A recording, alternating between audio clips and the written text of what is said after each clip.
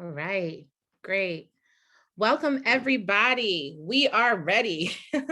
Thank you all for joining us today to the DCPS Parent University Ready for Pre-K session on Black Joy, talking to young children about race with Dr. Traci Baxley. We're so excited to have her today for our session. My name is Dana Kathy Glenn. I'm the director of special partnerships and logistics and strategy in DCPS and the Division of Early Childhood. So I'm excited to join us today, and I am also going to go ahead and get started. Hopefully you all are familiar with Zoom webinar, but if you're not, we're going to give you a short overview. There is a question and answer box for you to add questions or comments, and we will be monitoring that box and asking those questions out loud so we can get some answers from our esteemed panelists today. If you would like some technical assistance, please use the chat box feature. That will, direct you to our tech support, and they will get your answers there. Also, all of our sessions are going to be recorded, so your camera function is off for your viewing. All right. We do have a few community agreements that we all want to uphold today. The first one is to just be kind as we're in here sharing this space together. The second one is to be patient. There are going to be different things that may happen with technology and things like that. Be patient with yourselves and with everybody else. And then also be open, be willing to share and explore if you're having vulnerability. We all have agreed to be kind, so please feel free to share in the question and answer box anything that you'd like, and we will respond. Let me see if I can get to the next one.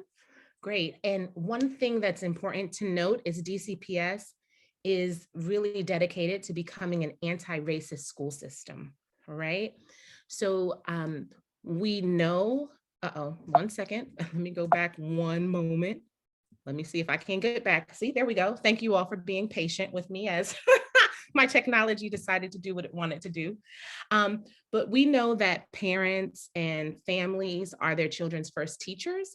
And so we wanted to create a space where we could talk about race, because we know that these are some of the conversations that are coming up, particularly in today's world. So we wanted to make sure we had a space where we could talk about how to have these conversations in a healthy way, and also making sure that we at school support you as families in this conversation, because we want the children to have these conversations before school.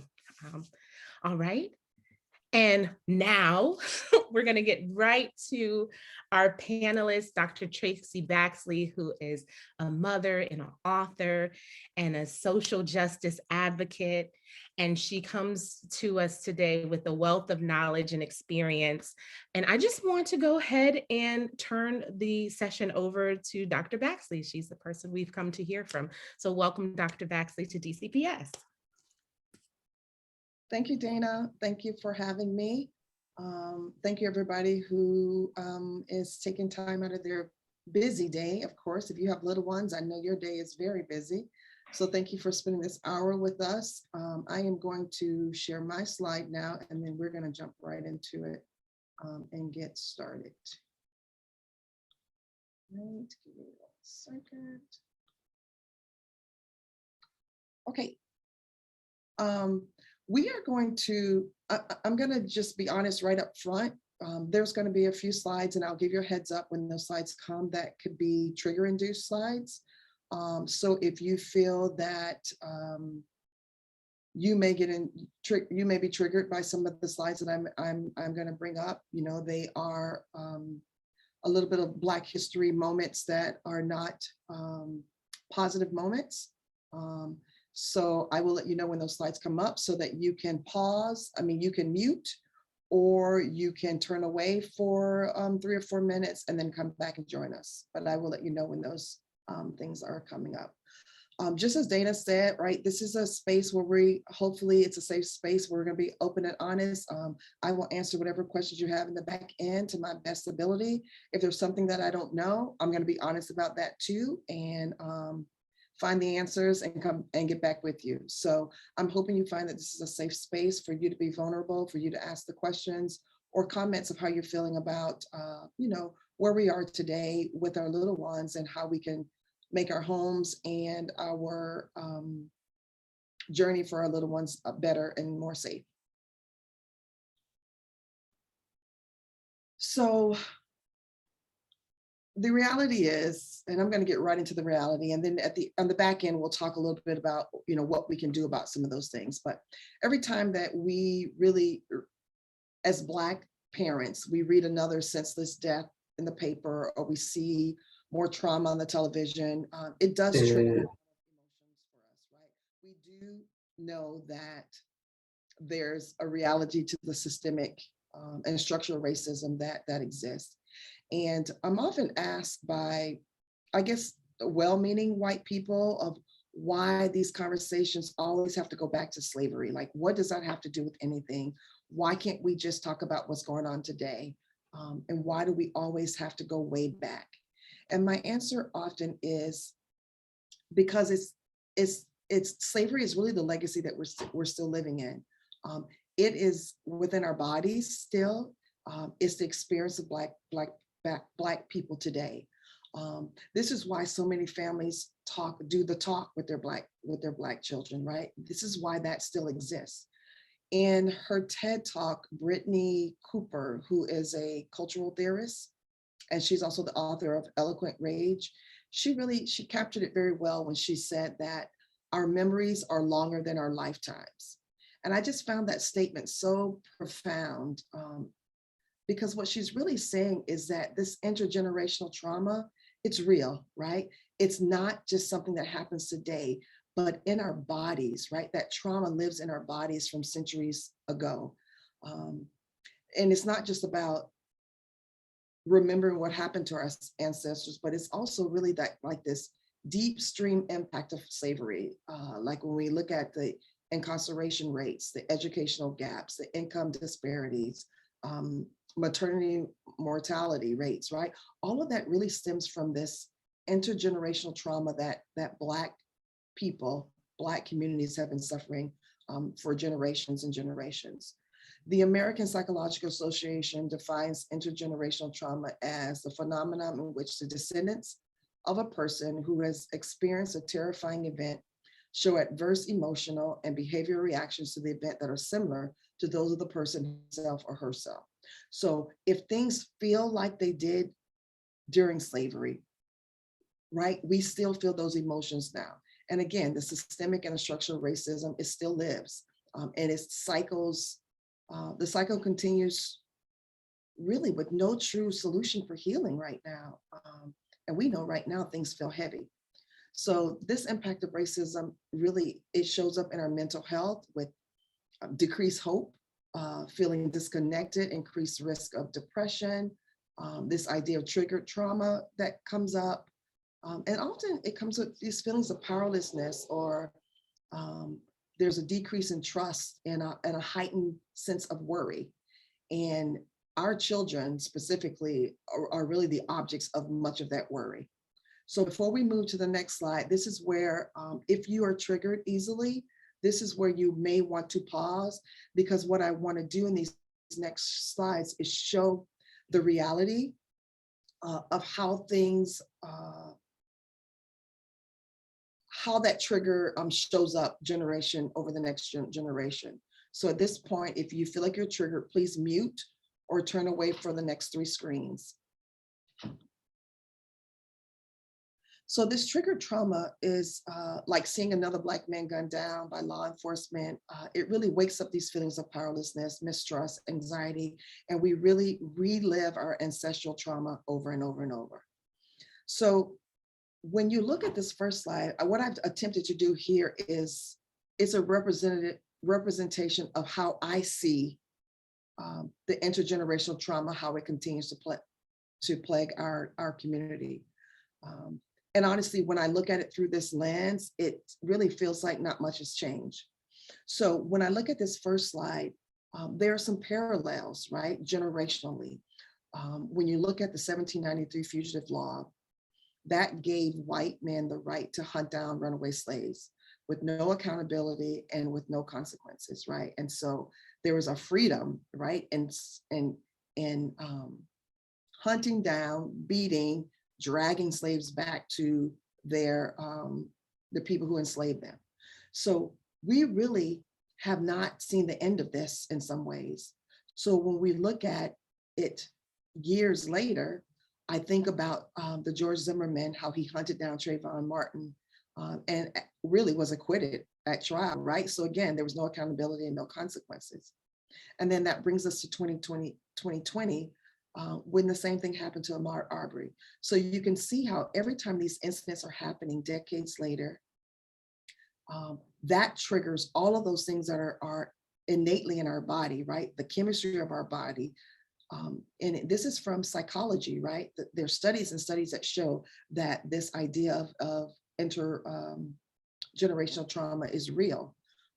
And so you can see how what we're seeing with Ahmaud Arbery 2 years ago is really coming from this idea of the fugitive law.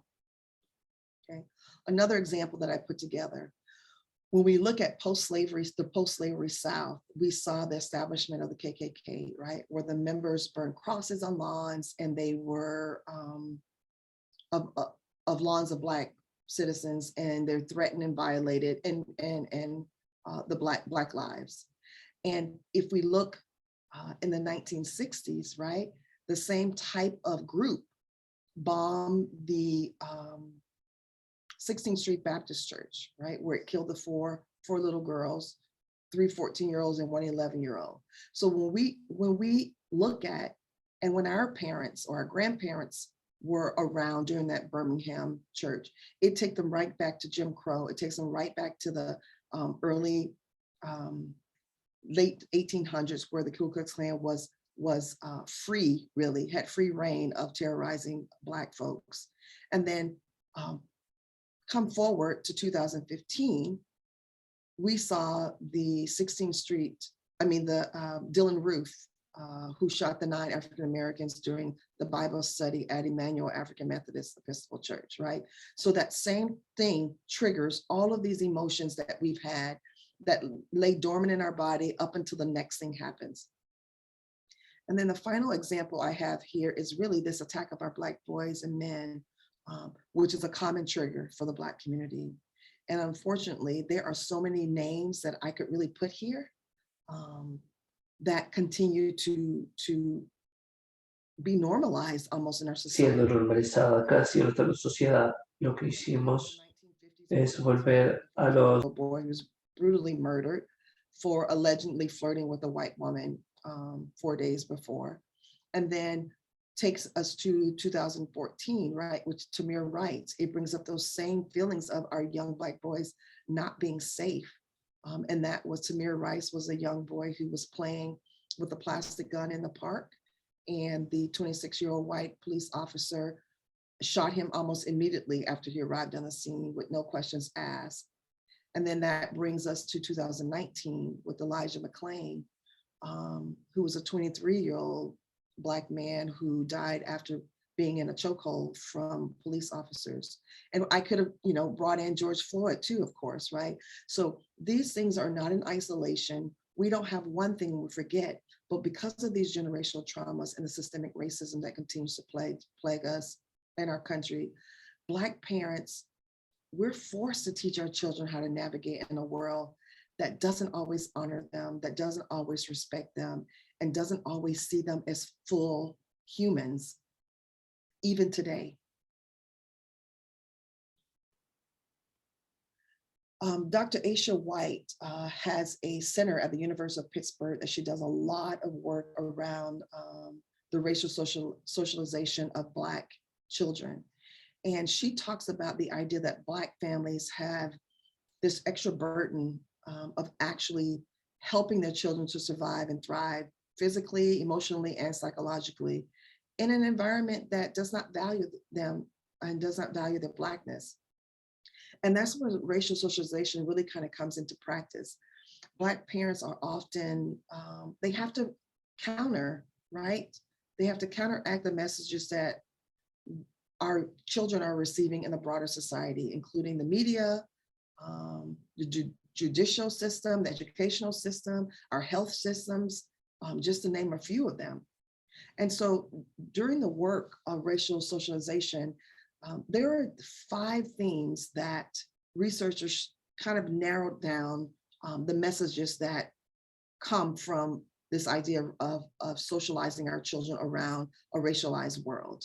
And the first one is that the messages emphasize pride and being Black, right? So that's one of the messages that we see when we're talking about socializing our children. The second one is warnings about racial inequalities, right? So that's another group of messages that Black families are often having to give their kids when they're socializing them around the world that we live in. The third message is the message that de-emphasizes the importance of race. So sometimes this is kind of like the colorblind theory.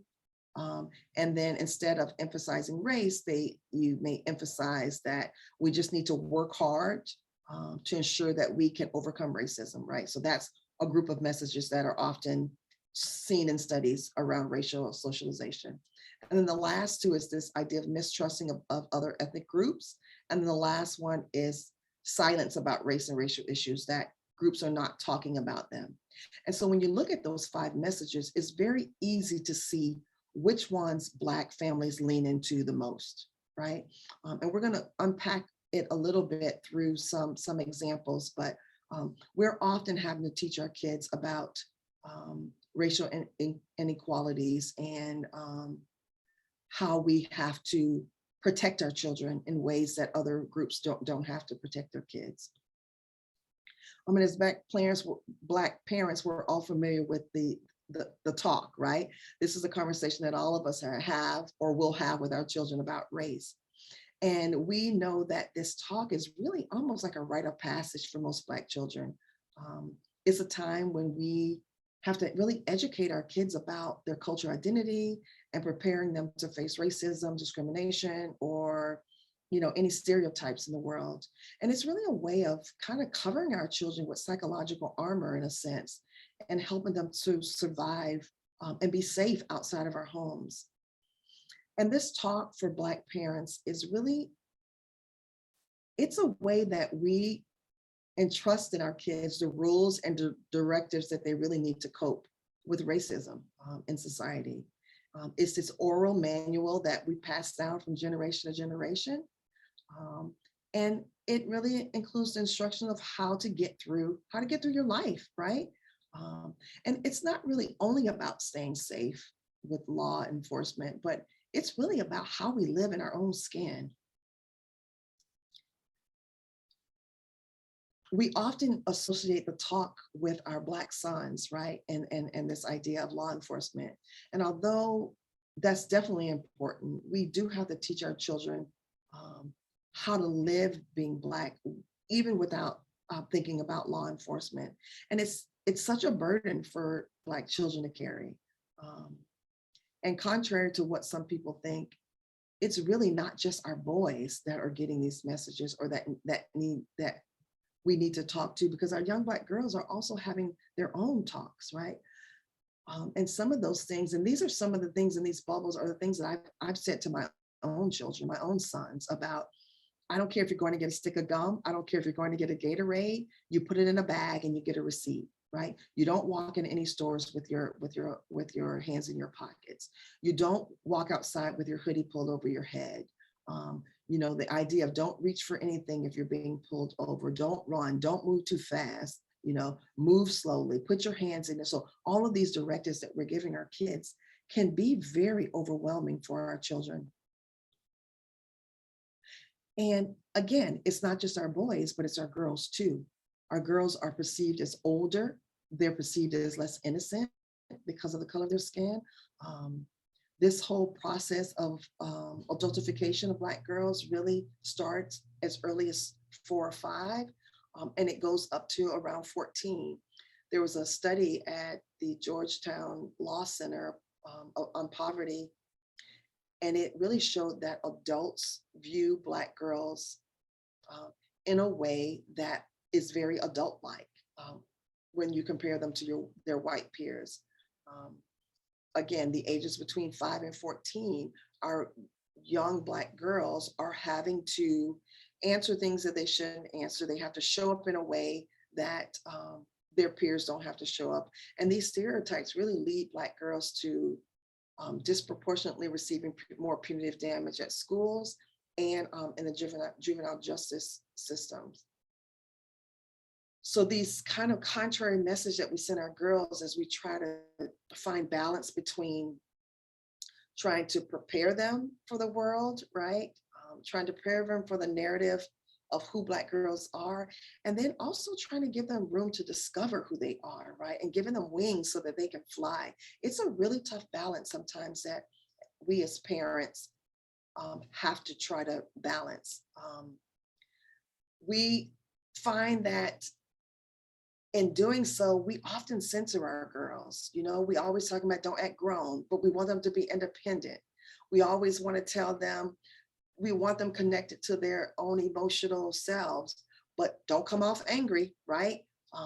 Or be strong and independent.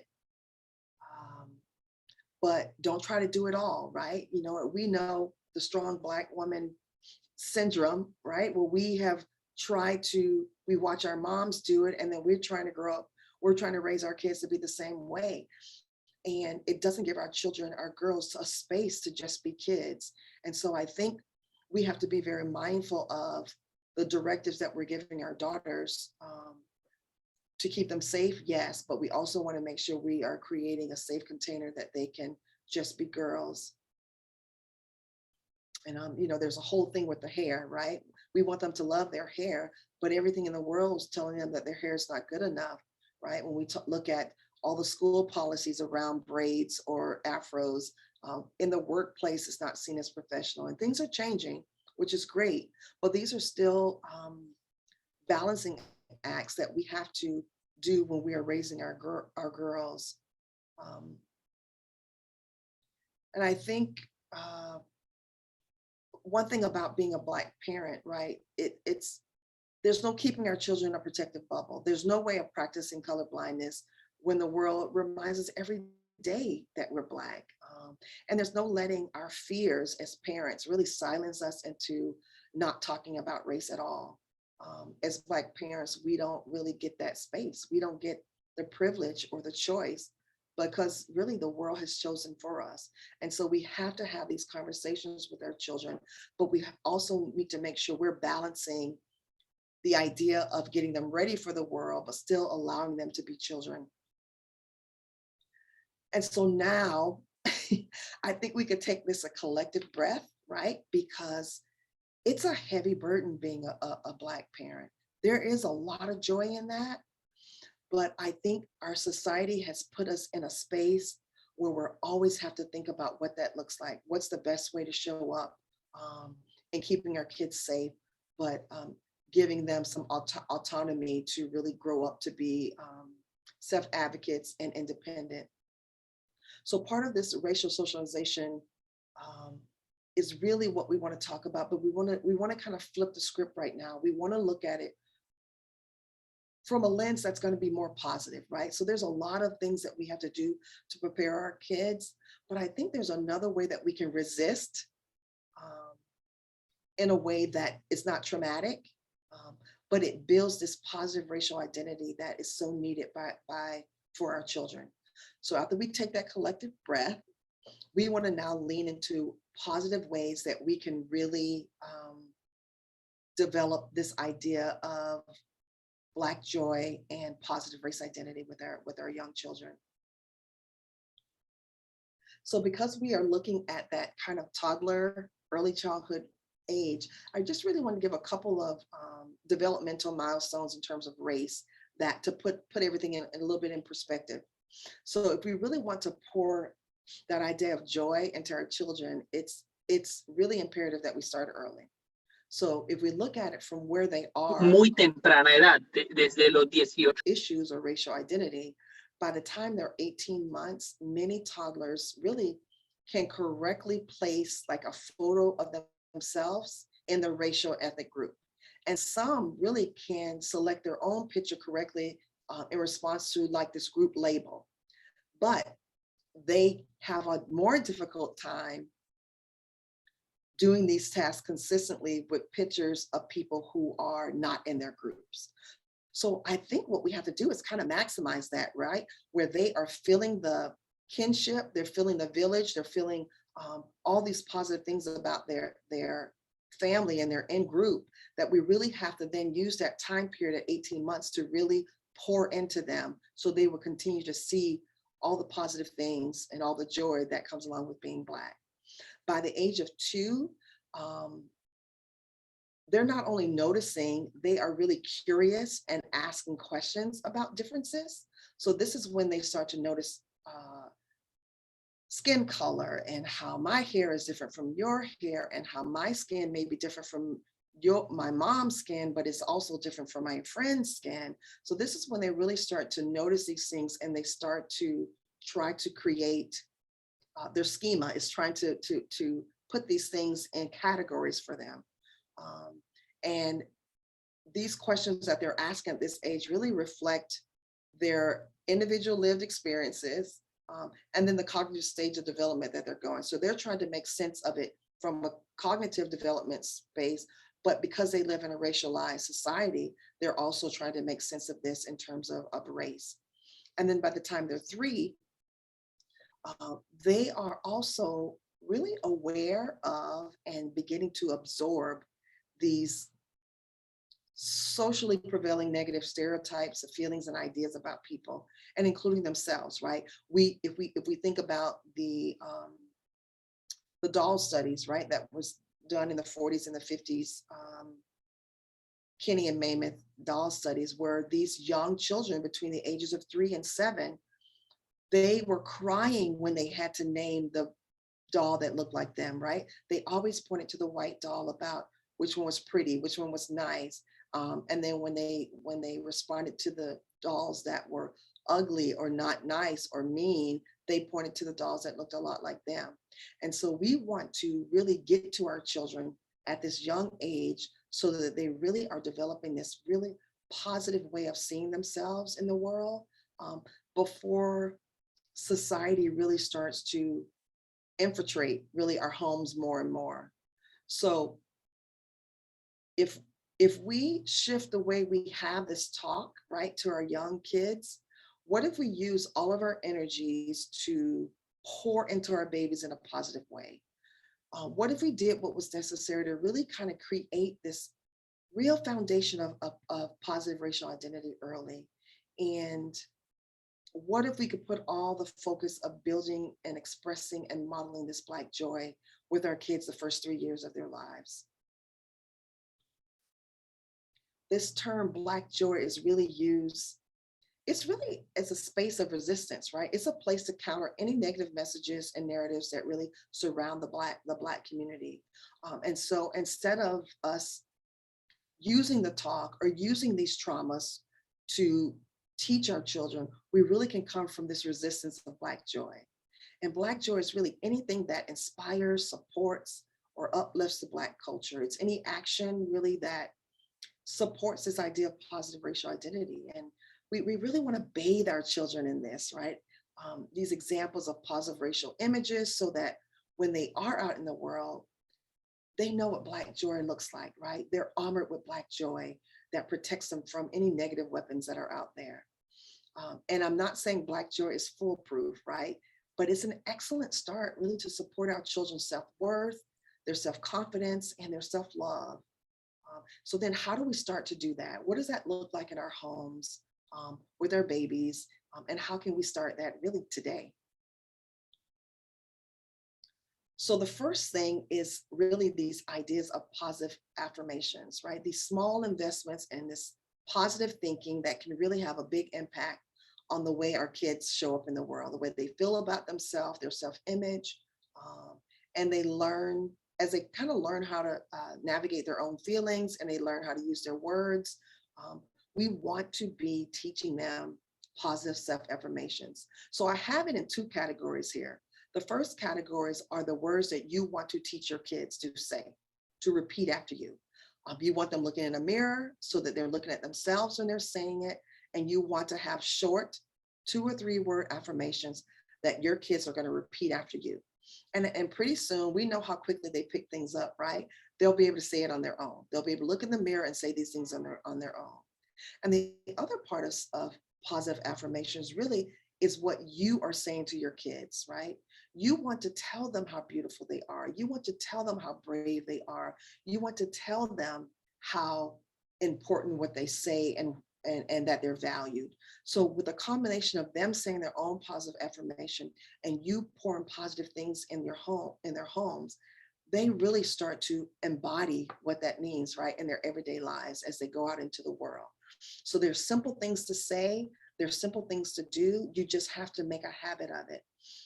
I like to put affirmations for my kids on sticky notes and put it up on their mirrors in their bathrooms. So they're always seeing it. And every few days I would just swap one out and change it. When they get used to one and stop noticing it, then you swap it out with a different color Post-it and a different affirmation. And then they begin to look for those things and to be able to see how they can make a difference in their lives.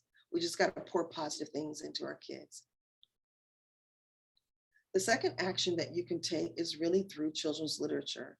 We know children's literature, there's a long way to go with African-American books, but we've come a long way. And I think we really need to start thinking about how we can use books to show our children, right? It's, again, like a mirror. It's showing them who they are, and who they are is valuable enough to be put in print. One thing I would like to say about books is we don't always want to choose books that's teaching a message about being Black or resisting. Sometimes just seeing Black characters doing regular daily things in their lives is what Black children need too. Like the Please, Please Baby Please is really about the fun time you can have having a bath. Lola at the Libraries was one of my favorite books, really. And it's just a young Black girl who loves books and is always excited when her mom takes her to the library. So we want to read books that really kind of solidify their Blackness, like Hair Love, Woke Baby, I Love My Hair. But we also want to choose books that their characters doing everyday things and that those characters look a lot like them. So really sharing these books is really that mirror for your kids to really see themselves in a positive way in some of the books that they read. And then the third thing that we can do really right away is start to have conversations with our children. Even if they're not verbal yet, you can still talk to them as you touch their hands, as you touch their feet. You can say things like, oh, your skin is the color of sweet chocolate, or your face looks like caramel and I just want to eat you up. Like any little thing that you can have conversations with your children to, again, create this positive racial identity for them will be helpful. So when your kids, remember we said by the time they get to be 2.5, 3.5, they really are starting to ask these questions about differences. So really create a safe space in your home where kids can ask these questions and you can answer them openly and honestly because they're going to start noticing those differences. They're going to have questions about them. And we know they can even ask them someplace where we don't feel comfortable answering them. But make sure you have a plan, right? So that if kids are asking you stuff in the grocery store that may embarrass you, what's your plan around that? I used to say to my kids when they were younger, just to give me a little bit of time to think, boy, that's a beautiful, curious question. I love when you ask questions about the world around you, or something that will kind of not shut them down, right? Because we don't want to shut them down. We want them to ask these questions, but it builds them up as you are thinking about how you can ask these questions, answer their questions when they start talking about differences. So really being cognizant of providing really positive imagery, storytelling, opportunities to really share about race and culture. And I think, talking about family is a great way to do that too, so that they see the beautiful depth and the vastness of the people who are just around them.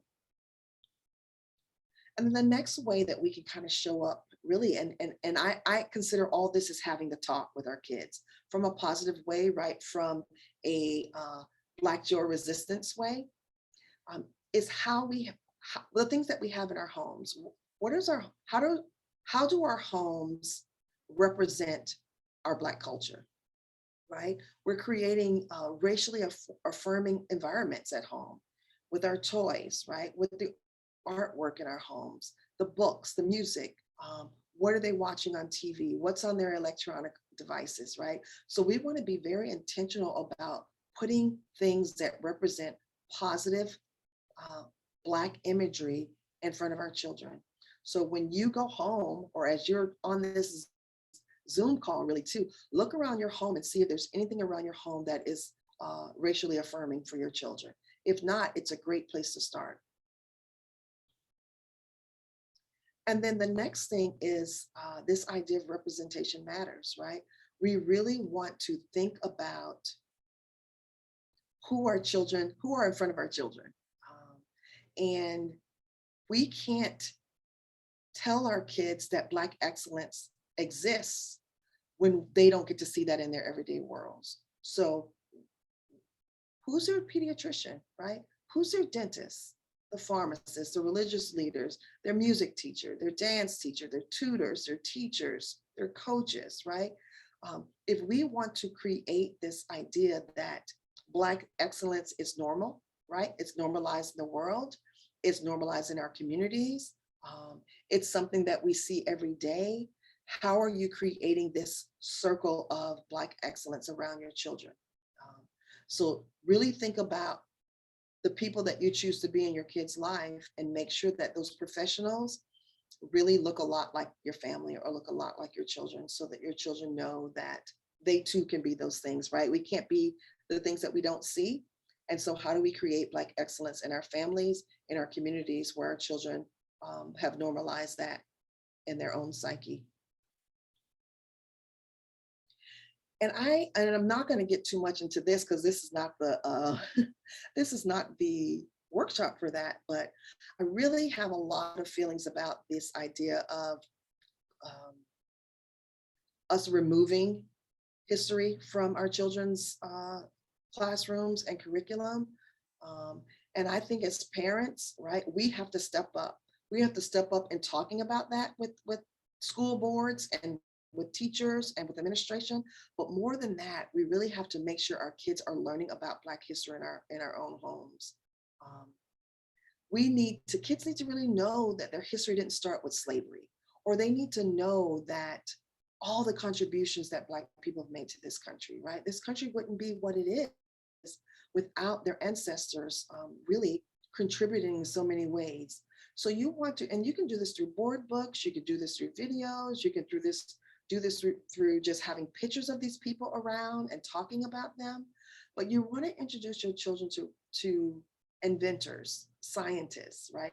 Who were the movement leaders? There's so many youth activists right now that we can show our children who they could be in 10 years. So really make it a point to think about who you're putting in front of your children and what way are you intentionally creating space for kids to learn about their history.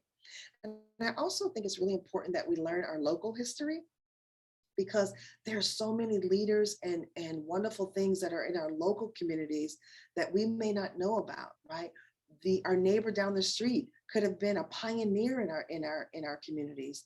So visit local museums, talk to local people in your communities to show your children the pride that you can have really and the excellence that's in your own community. And then the last thing, which I think is really important, is having Black joy every day in our lives, right? Those little things that sometimes when we get too busy, we forget to have fun with our kids. And children's laughter is really my favorite sound in the whole world. And we need our Black kids laughing more. We need to see our Black kids smiling more, less worried, less stressed, Let's not get so busy that we really miss these little things in their lives. Let's remind them, and really even reminding ourselves, that laughter really lightens our soul. So have dance parties, right? Dance it out with our kids. Kids love blowing and popping bubbles, right? Like right now, I hear the laughter of the kids as they're engaged in these kinds of activities.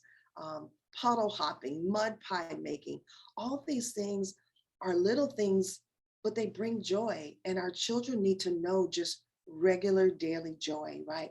That life shouldn't always be hard. Our kids should not always have the burden of having to relive this ancestral trauma, to always have to worry about what it's like to be Black. They should be able to just enjoy those things in our daily lives that bring laughter and bring joy. So I really encourage you to take the time to really think about how you can show up with your kids in a way that is just easy and light, and making sure you hear your kids' laughter every day. That should be a goal. Put that on your calendar every day to do something just so I know my kid, I can hear my kid laughing. Even if it's a tickle fest, chasing them around the room, whatever that looks like for you and your family. I think that is a huge part of Black joy, and it's an easy thing that you can do every day in your life. So remember, talking to our kids about race at this age is really about, how do we create this idea of Black joy? How do we build positive racial identity for our kids? So when they're older and they really have to tackle these issues a little bit more, you have protected them, you have given them armor so they can walk into the world and still be proud of being Black, right? Being able to stand up against all of the stereotypes and all of the negative images that they see out in the world.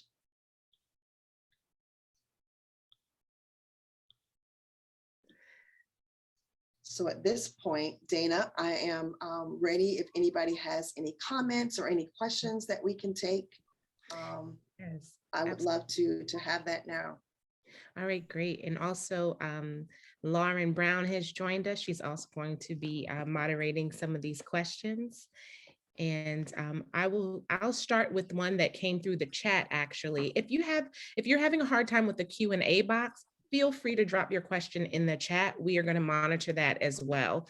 But we'll start with the question from the chat.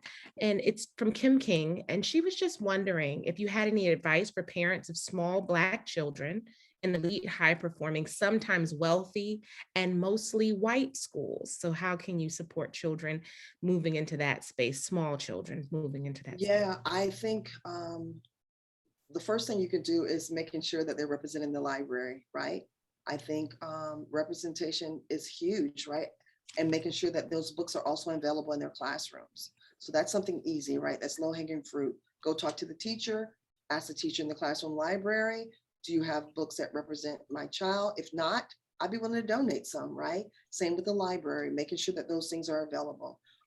I also think it's really important that we look at the curriculum of our schools, and not just during Black History Month, right? Really looking at who your kid is and how they are being a part of that curriculum.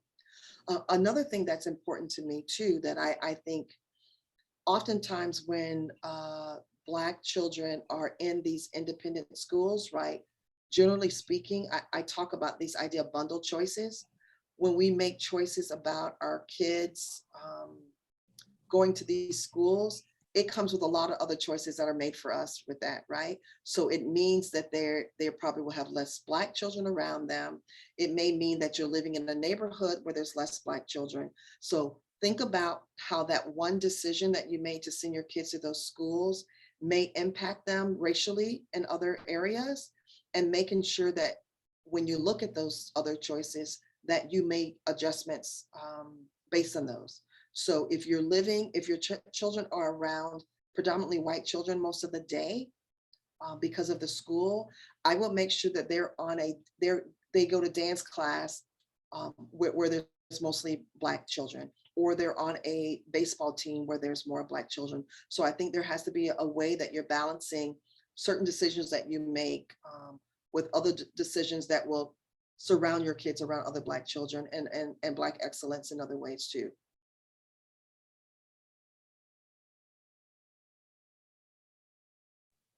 Thank you for that. We have another question that came up in the chat. This person says they love the idea of approaching race with younger kids through the by using Black joy like you described. Do you recommend having the talk at some point? And if so, around what age would you recommend it? That's a great question. And I would say it varies based on your kids, right? So some kids are asking those questions early. I don't think you have to give kids any extra information when they're preschoolers or kindergartens unless they're asking for it. And I'm not saying don't have those conversations because kids are going to start asking. But I think let your kids lead that at a, when they're young. If they're starting to ask those questions early, I think you should definitely have conversations around that. Me personally, I have 5 children. I have a daughter and I have 4 boys. And we've had those conversations, probably we started when they were like 6, just about what's happening in the world, why it's happening. And I also am very clear about to my kids that all police officers aren't bad, right? I really don't want them to mistrust police officers, and I don't want them to have a negative reaction to police officers. But I do preference that with oftentimes because of racism in our country, right? Because people look at people's skin and make judgments. It's not fair, but it's the reality of where we live. And sometimes some of those people who do that are police officers, right? They are supposed to protect and serve, and sometimes they don't. This is why what's going on in the world is going on in the world. So I would say give them as much as they need. And as they get older, you use those conversations, obviously, to go deeper. But I think it's really important to protect them the first couple of years of their lives as we start to build that resilience in them. And I think they need that protection of the Black joy resistance first, and then we can start talking about how we show up outside of our homes. Thank you for that. There's another question that came from one of the registrants. I have a biracial child. How do we support their connection to both sides of their family while acknowledging that the world may see them as Black? Yeah, that's a great question. I too have biracial children. My husband is white. And the thing that I do in my own home, let me give you the advice for my own, what I do with my own kids, I let my kids, I self-identify how they want, whether they want to be seen as biracial, as mixed, as Black, whatever, however they self-identify is fine in our home. But what as a Black mother, I raise my children to know that they're Black in the world. And so we talk about embracing both sides of your culture and how important that is. But when you're out in the world is going to treat you like Black. So I, as a Black mother, I need to make sure that you are equipped with whatever you need to be successful, to be safe, and to be able to acclimate in a world that doesn't always support Black bodies.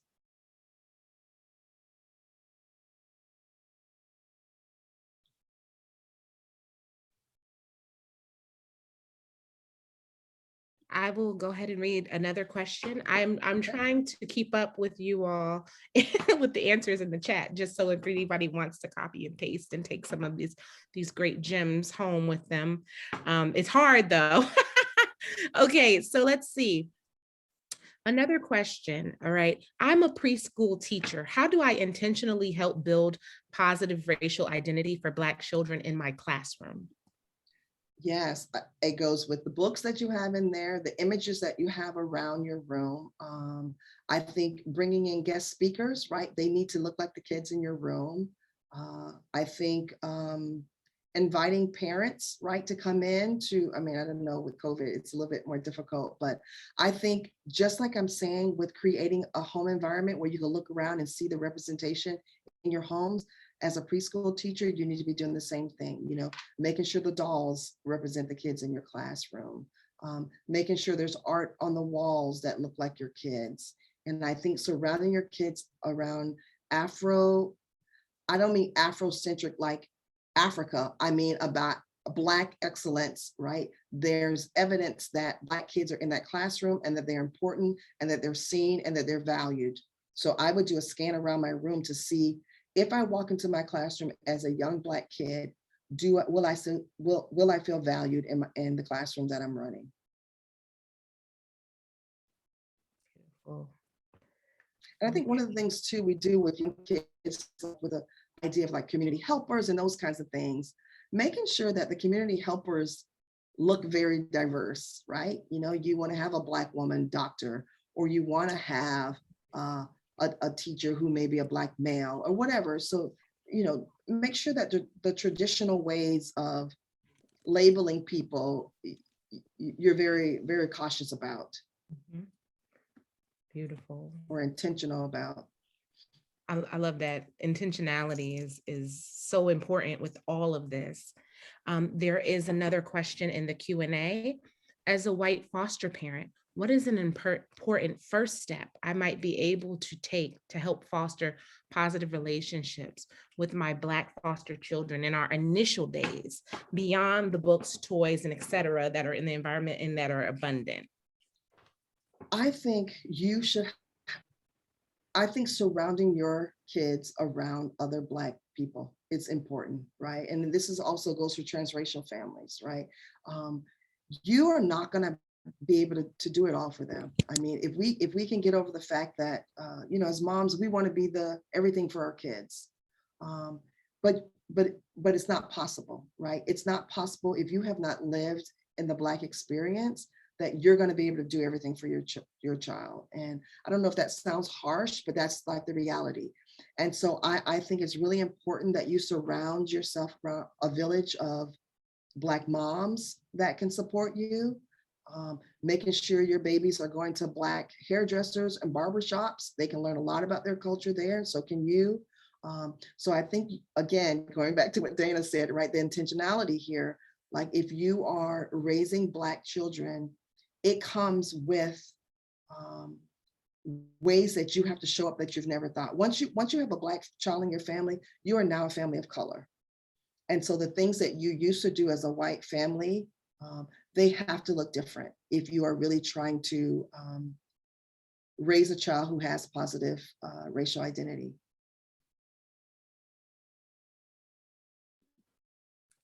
Beautiful. Let me see. Let's see. All right. I think you've answered a lot of these questions up front. Are there any more questions in the chat? I know that we're coming upon time here, but I wanted to make sure that if there's anybody who has a burning question, that they have, you know, the ability to ask it at this point. Here's one that came up. Do you have any advice for addressing colorism with younger children? I think families are probably the worst at this for kids, right? I think a lot of the Black families, right, inside our families, we are caught up a lot on on color. And I think we are teaching our kids, really, we're perpetuating colorism within our families, right? So when we're talking about telling our kids, you know, not to stay out too long in the sun, calling them names based on negative names based on the color of their skin. I think just these positive affirmations is really a great way to start.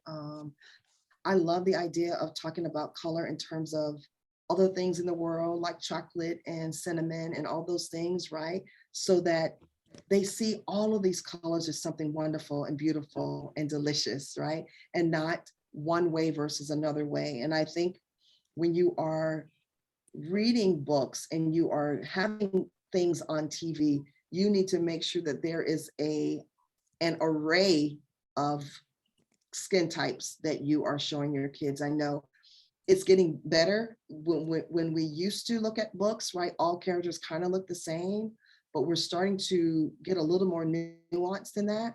So I think the way that we talk to our kids is really the first line of defense for our kids to not be victims of colorism. But I think the adults have to be very careful about what they say and how they say it around kids. I think, you know, those aunts and those grandmas sometimes will say things that really are not appropriate, or that may do harm. So I think if you're hearing those things in your family, you got to call your family out on those things. And then you also have to be careful about the way that you situate color with maybe one family member with another.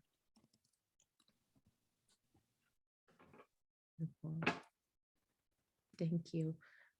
Kara Tyler has a note. I love the idea of fortifying in advance of an incident regarding racism or colorism. How about undoing damage once something has been said? Yeah, that's very hard, because you can't unsay it and you can't unhear it, right?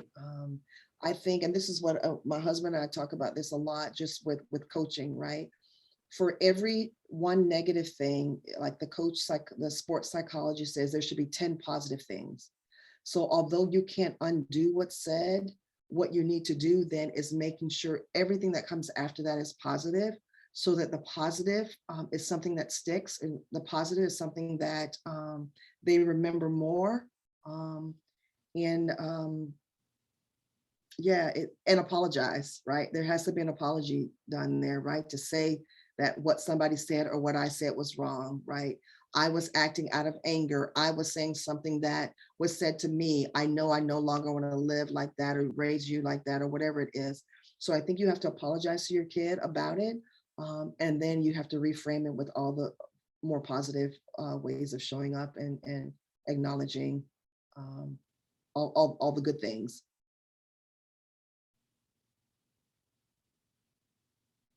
Thank you so much. And it looks like we are surprisingly we're out of time.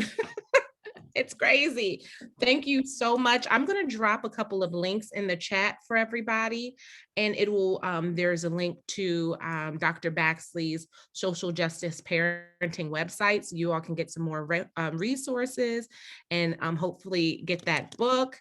We're going to drop the Ready for Pre-K website for you, and a attendee survey, which is really, really important for us because we get a chance to hear from you.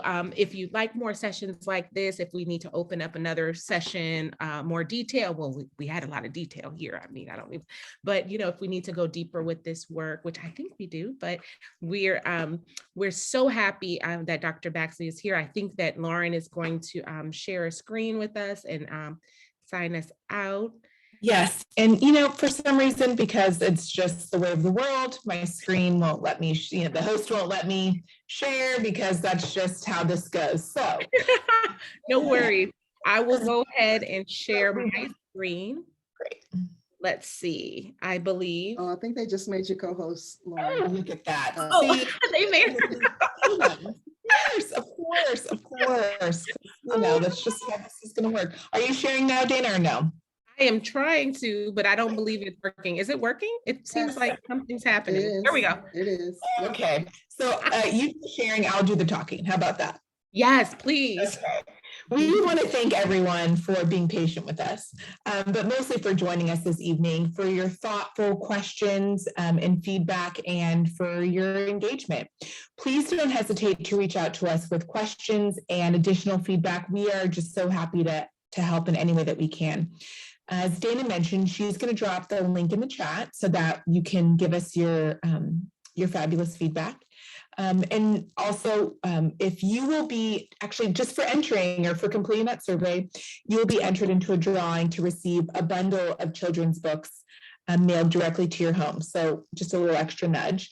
And as you'll see here on the screen, there's some additional resources, our Ready for Pre-K website and DCPS equity site, Dr. Baxley's contact information, and more resources about our Ready for Pre-K. And just a note for if you want to share what you learned today with others, in just a couple of days, this will be up on the DCPS YouTube page, which isn't featured here, but you can just Google that. So please feel free to share this presentation with friends, colleagues, families, and others that you think might benefit. Oh, did I do that? It's just, here we are.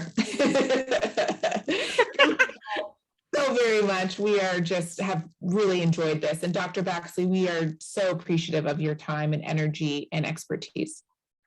Thank you so much. I'm just very impressed with the fact that you guys are doing things like this, and we need more of this around the country. So great job being leaders and really pushing the agenda really of an anti-racist